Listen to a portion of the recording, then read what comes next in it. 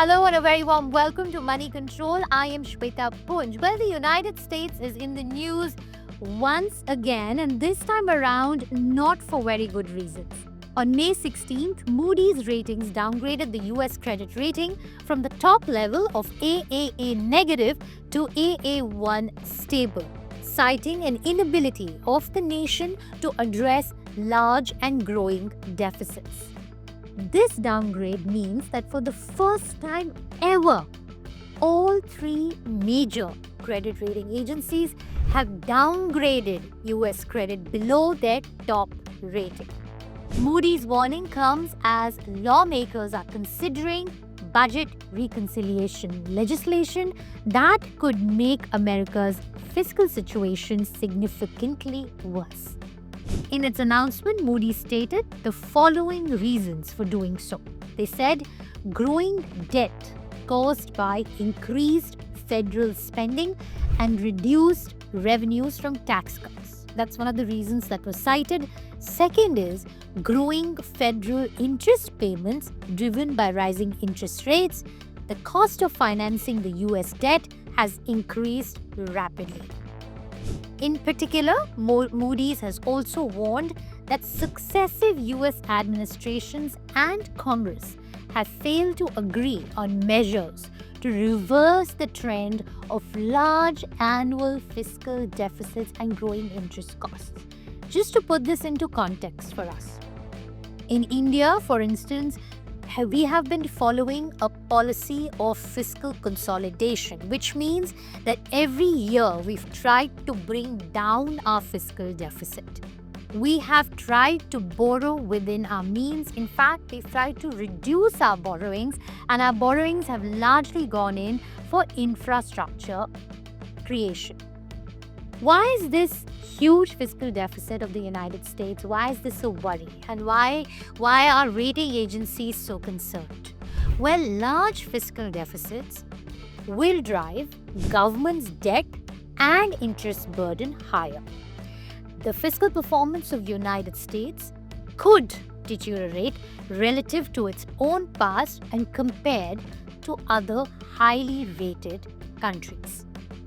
The other two major credit rating agencies, Standard & Poor's and Fitch Ratings, have both already downgraded the United States. S&P did that in 2011 and Fitch did that in August 2023. Now, what do credit rating agencies look at?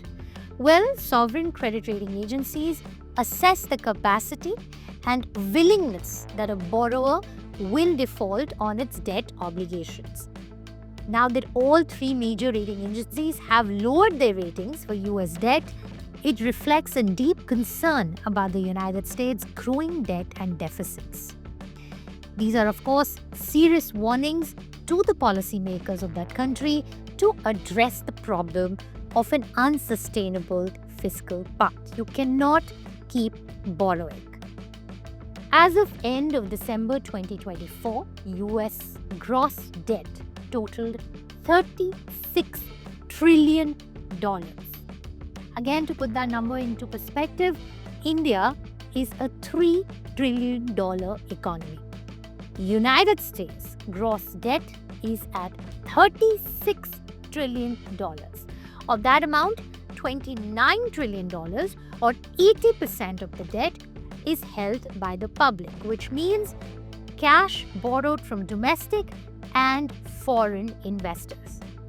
The remaining $7 trillion, which is about 20%, was intra-governmental debt, which means transactions between one part of the federal government and another.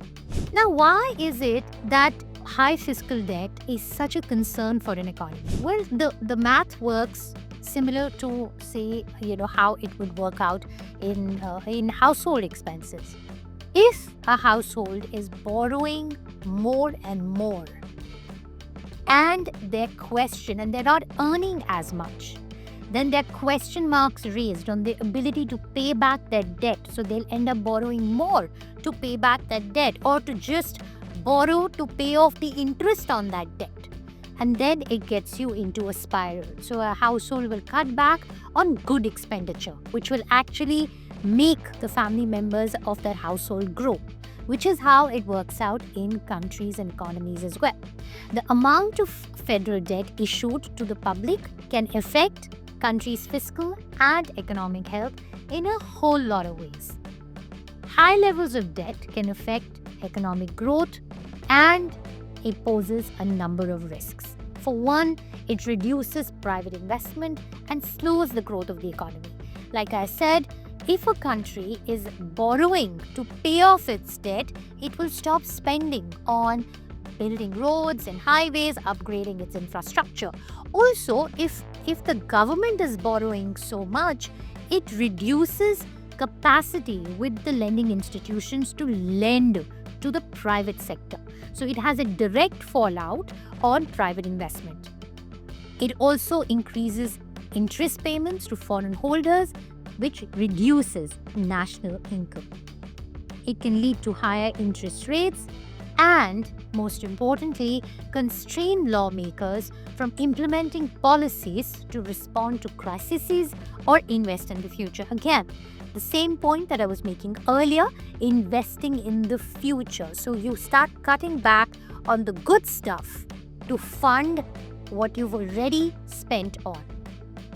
So many have said that, and many have asked this question, so are we nearing the end of US exceptionalism as we've known it? Well, as it turns out, so far, despite all of Mr. Trump's policies of protectionism, experts are still betting on the dollar. They say the dollar continues to be the safest currency. Also, it seems if we were to look back the last few weeks, that Mr. Trump is rethinking some of his policies. Mr. Trump's trip to the Middle East and all the tariff pullbacks that he's announced, there's been talk of de-escalation. So there is a lot of faith in pro-growth policies that might come in from the United States. And President Trump has also said that he will reduce taxes and cut expenditure of the government. And that's a very significant thing. If he is able to pull that off, that will have a major significant signaling effect. So there is an overarching sentiment that things will be okay and all will be well. Well, thanks so much for watching, and for more such videos and insights, do keep coming back to moneycontrol.com. We'll be back with more such explainers right here. Bye-bye.